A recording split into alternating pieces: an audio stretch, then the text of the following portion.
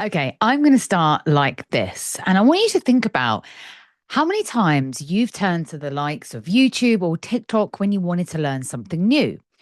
I myself am a frequent visitor of the TikTok app, and I've turned to YouTube when I've wanted to learn how to do things like build a bar in my back garden or how to change something in my car. There's so many reasons why we turn to video. And in fact, very recently, I was being tasked to create a birthday cake for a friend of mine.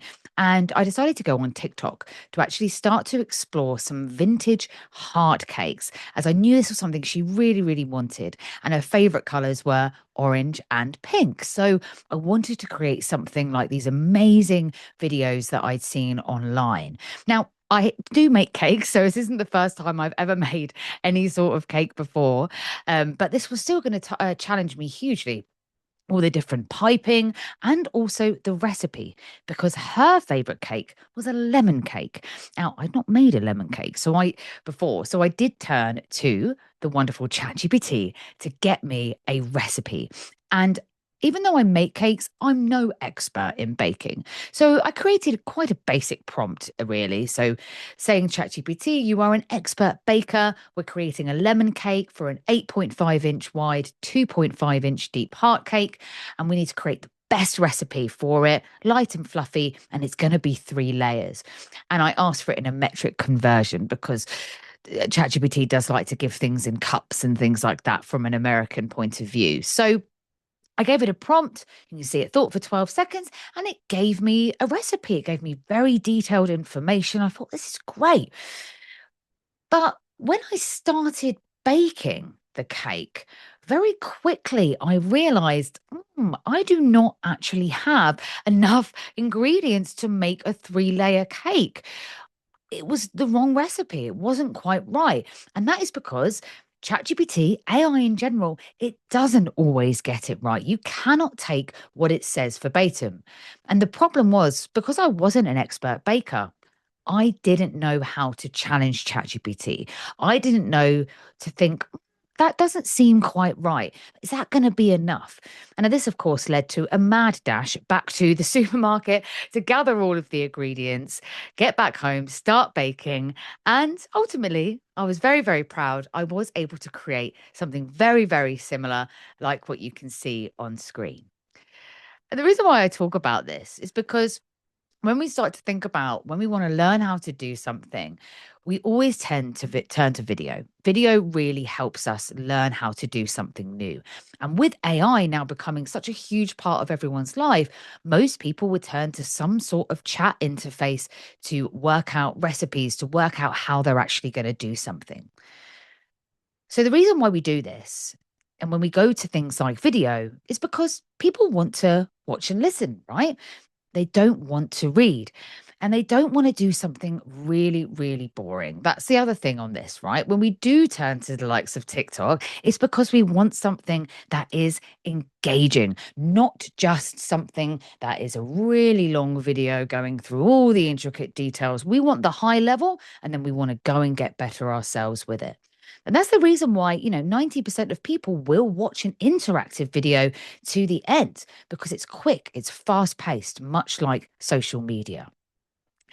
So, what I'm going to be talking about in this session today is how AI video is really changing the way that we learn and work. My name is Alice Ketch. I'm the Knowledge and Enablement Manager at Synthesia, and I'm really, really excited to get into this with you today. So, when we start to think about AI video in the world of learning, the world has changed drastically over the last 70 years or so, but learning hasn't really changed at all.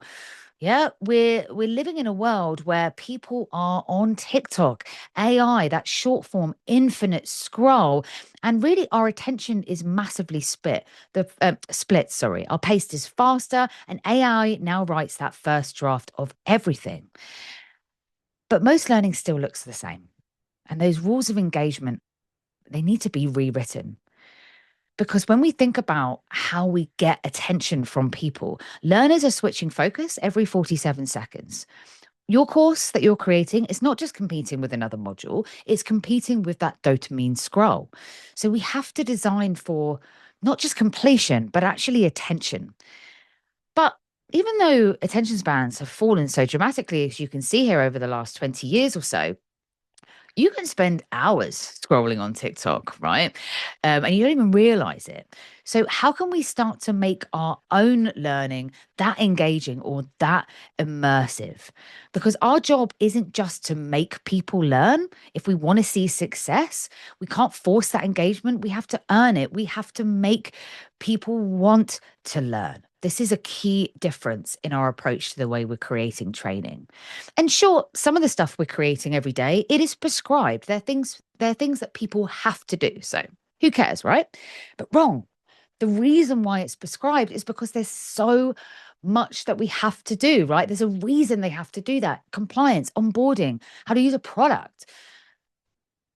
So we need that prescribed learning to stick. And it's only going to stick when it is relevant, rewarding, and human, right? So, what if we could create training that scratched that curiosity itch and actually motivated people to keep learning, meet people where they are, and actually have some fun doing it? And tools like Synthesia, and I'm going to do a shameless brag here, they really do offer something different. This is a new paradigm where we can combine things like avatars, agents, interactivity, and create something new, something familiar, and move from passive watching to active participation. This is where we get that curiosity. And very quickly, I do just want to say, even though AI is fantastic, it gives us this speed, but we still have to make the right choices. AI is not something that's going to know all of the answers, as we saw earlier. It is for our expertise to make the right choices when it comes to AI, because speed without thought is chaos. So the question is no longer how fast can we design? How fast can we create this content? It's about what is right for our learners. That's what's going to make the difference. And when we talk about making this choice, there is so much choice right now. We can create interactive scenarios. We can do quizzes that actually live within a video. We can create quizzes. We can do knowledge checks and agents. But do we let AI make that decision for us? Definitely not, because it doesn't always get it right. So we have to make that decision. And I want to talk a little bit more about agents today, because I don't know if anyone saw, we did a AI in the world, AI and L&D report for 2026. Last year, we conducted it in October to November. We had 421 respondents and about 20,000 data points. And there's a QR code there. If you want to scan it, please feel free to, so you can download the report. It's available on our website. But one of the experts we had sort of dissect the report was Dr. Philippa Hardman. And she sort of said AI has crossed a threshold in L&D. It's moved from that experimental tool to the everyday practice. And for a growing minority, it's actually becoming something closer to operational infrastructure. And there was one specific part that I wanted to highlight today, and that's sort of talking about agentic AI. So this is like the how do we feel about bringing agentic work into AI learning? And I'm not going to go too deep into what does it actually mean to have an agent, because there's lots of different variations. And we did a whole session around this, which you can see on our website. But what was really interesting to me is when we asked people, how do you feel about using agentic AI in learning programs? Although 27% said they didn't know, very similar amounts, 19, 19, 17, 17%, see it being a part of the learner experience in the LMS, across systems, embedded into productivity tools. And when it spoke about what of the following agentic AI capabilities are you exploring in your L&D work, the number one was AI tutors, 49%, coaching and mentoring, 43%. Right. So, how can we have this on demand coach, this tutor that people can access at any point to improve their skills? And what I'm really excited to share with you is that here at Synthesia, we are on the edge. We are getting ready to launch our very own video agents where you can turn your videos into a two-way conversation. Like imagine creating some training for a sales department where after watching the theory, they can immediately practice those skills that they just learned. And this is what you're going to be able to do. You're able to role play, ask questions, and actually get some personalized responses. So when we talk about that shift from passive to active learning, this is huge. And people can do it in the safety and security of their own home, of their own space, and have a safe space to fail before going out there into the real world. And I want to show you a very quick video about this. So let me just go ahead and share.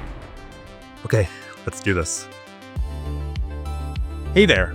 Do you have a couple minutes for me to tell you about our new Revcast product? Sure, but I do have a meeting soon. No problem. I'll be quick.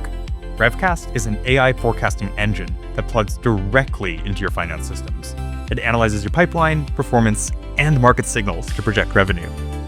I see. How would Revcast work with my current systems like Salesforce?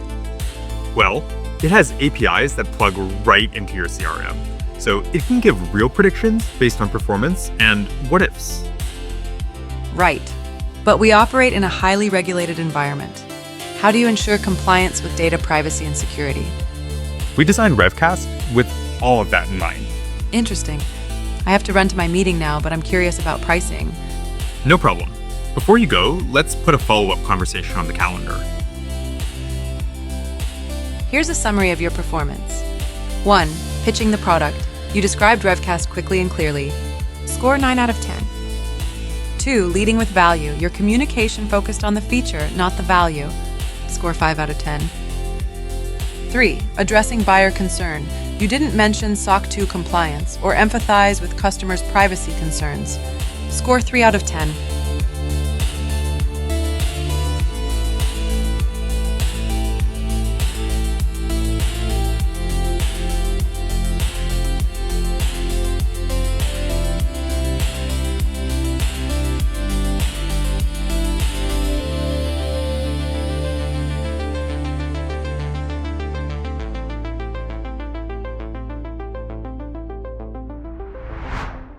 Adding one in your video is simple. You just go to the editor, add an agent scene, and you instruct it in natural language. In order to be the most effective, they need to have context around your company and your processes. So we made it super easy for our customers to connect them to existing knowledge sources like SharePoint, Google Drive, CRMs, LMS, and so much more. You can also upload specific knowledge in PDFs. You can share web links or PowerPoints that all help give your agent additional context.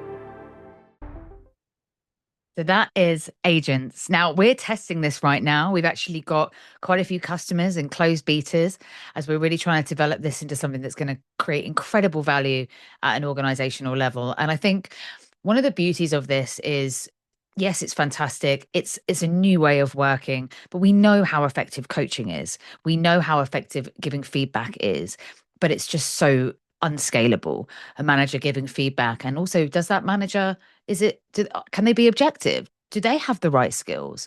And this is not a way to replace coaching or feedback, far from it, but it gives someone a much more dynamic way of learning, getting feedback before getting to those sort of final stages. And I'm just really, really excited about it. So that's agents. But then it's like, okay, where are these going to live? And again, when we go back to the report and we think, where is agentic learning going to exist within our learning ecosystem? Which again makes me really excited to speak about courses. And in terms of what this can look like, we've been practicing with this. And if you want to come talk to me at the booth after this session, I can show you some examples of what this actually looks like. But courses allow multiple videos to live within one space. So in terms of like content management, it makes it even easier than what we had seen before, just by the ability to iterate and have version control in Synthesia. But genuinely, it starts to bring together this whole experience so you can build complex learning journeys all within one tool. Let me show you a quick video of what this looks like.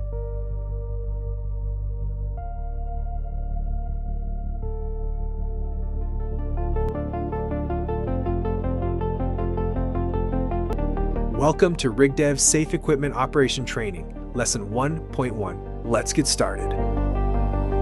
Your first line of defense is personal protective equipment, or PPE. Select the items that you believe are mandatory. That's right.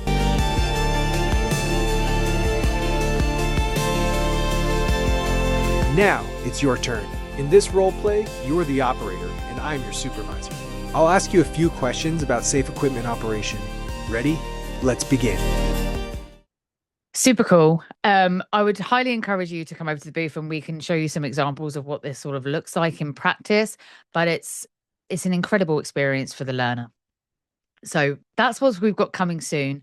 I'm really excited to see how L&D not just, as I said, starts experimenting more with AI, but really starts to integrate it into their workflows and see some measurable outcomes because of it. I want to say a huge thank you for being here today. If you are at World of Learning, we'd love to see you at our booth, which is E80. If not, please do reach out to us in our AI video creator community. You can see there's a QR code on screen here as well. This is where you can speak to like-minded instructional designers, learning professionals, and peers that are working on the same things as you to grow in your way of creating AI content. So thank you so much for having me. I hope you have a wonderful day and I'll see you in the next one very soon. Bye for now.